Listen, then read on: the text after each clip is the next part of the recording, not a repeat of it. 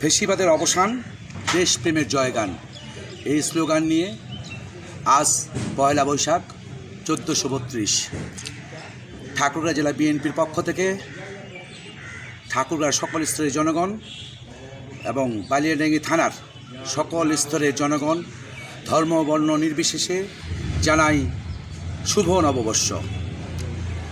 বাঙালির এই শুভ নববর্ষ একটি ঐতিহাসিক ঐতিহ্যবাহী সাংস্কৃতিক একটা মিলন মেলা।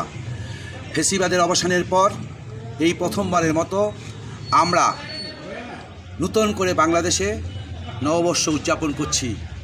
আমরা আশাবাদ ব্যক্ত করছি এই নববর্ষের উদযাপনের মাধ্যমে গোটা বাঙালি জাতি, গোটা বাংলাদেশি মানুষ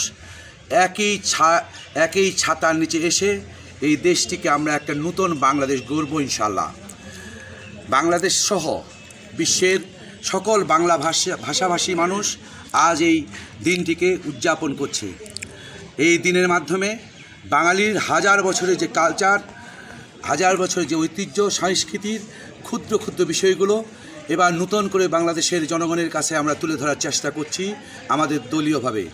আমরা আশা করি বাংলাদেশ জাতীয়তাবাদী দল বাংলাদেশের প্রত্যেকটা মানুষের সাথে এই নববর্ষের আনন্দ আমরা উপভোগ করছি এবং একসাথে গোটা বাংলাদেশের মানুষকে ঐক্যবদ্ধ করে নতুন বাংলাদেশ গড়ার স্বপ্ন নিয়ে আমরা এগিয়ে যাব।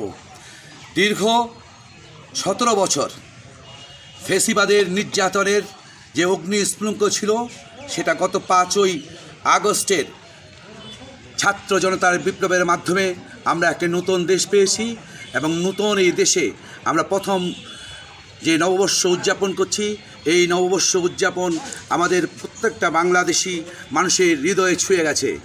আমরা আশা করি বাংলাদেশ একটা নতুন বাংলাদেশ সৃষ্টি হবে, বিশ্বের দরবারে বাংলাদেশ নতুন রূপে মাথা তুলে দাঁড়াবে। আজকের এই নববর্ষে এই কামনা করছি।